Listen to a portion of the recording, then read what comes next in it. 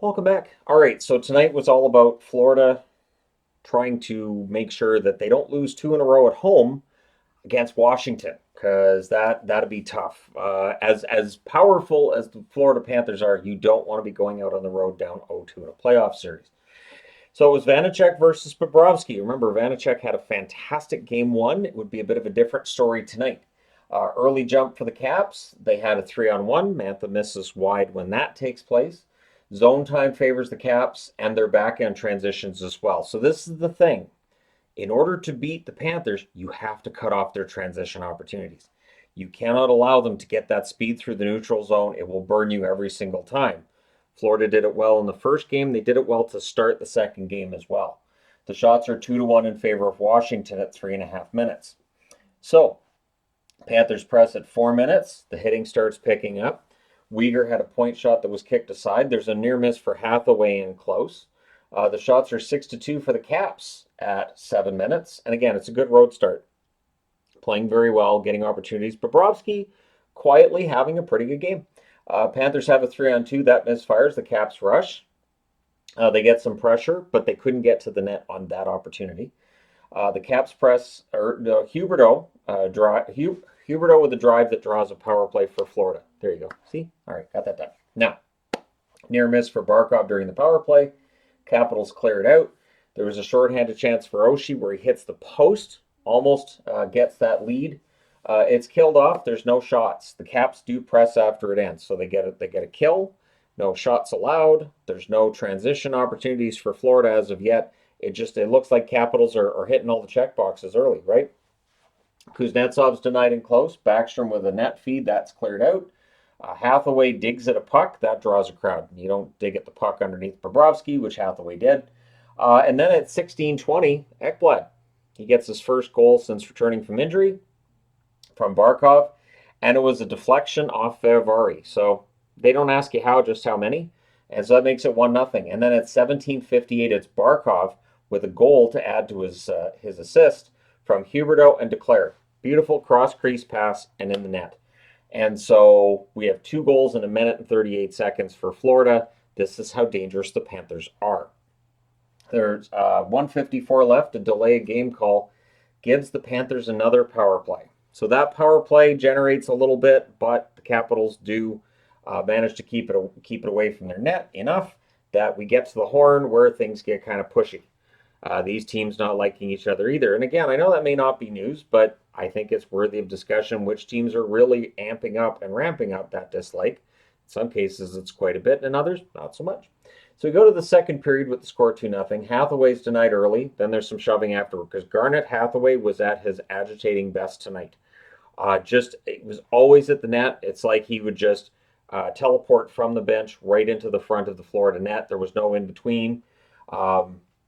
We get 4-on-4 for 2 minutes. The Caps then get a power play. It's 4-on-3 for 31 seconds, and then it becomes a 4-on-4. Ovi has a chance that's blocked, and then Backstrom. Backstrom scores the power play marker from Ovechkin and Karlsson at 2:44. And it's a 5-hole shot after he sold the pass. So you sell the pass, get the goalie to overcommit, and then you go 5-hole. That was scored during the 5-on-4, so it was not a 4-on-3 power play goal. However, that one goal comeback, it doesn't last very long. At 3:11, so at 27 seconds later, it's Marchment. He scores from Montour and Giroux. So that's the 7th shot of the game for Florida, and it's the 3rd to go into the net. Vanacek's save percentage taking a hit tonight. And I would expect Samsonov in game 3. We get a press by the Caps in the next shift. Kuznetsov can't bury one. Oshie has a chance that's held as everybody crowds around the net because it's what you want to do, right? You want to get near the puck, and I want to touch the puck. Why can't I touch the puck? Barkov then had a net drive that was defended. Forsling has a blast that's saved. The Caps get a power play, and it's 4 minutes. And it's Mason Marchment with a roughing call and a slashing call on the same play. So he's in the box for 4 minutes. They could have called him for a third penalty too. So, right? So Karlsson fans on one. The Caps can't get a shot on the net. Good penalty kill. And the puck wasn't settling for the Caps either. They had a lot of bouncing pucks and rolling pucks, and they just could not quite get it to settle down. Ovechkin has a blast that's saved and held. The Panthers kill all 4 minutes. And I thought, this is one of those turning point moments where you look back and you say, that's where Washington could have got in the game, but they didn't. And so with a 3-1 lead for Florida, that kill was huge. Bennett with a net drive, he misses wide. The Panthers press with 8 minutes left. There's punching on a whistle because there was punching on a lot of things. Lundell would score though to make it 4-1 from Reinhart and Verhaeghe at 15:24, and it was a turnover and a little 2-on-0 rush. Not much chance for the goalie on that one. And so, yeah, Florida adds one there. And then at 17:32, it's for Verhaeghe, and it was bar down.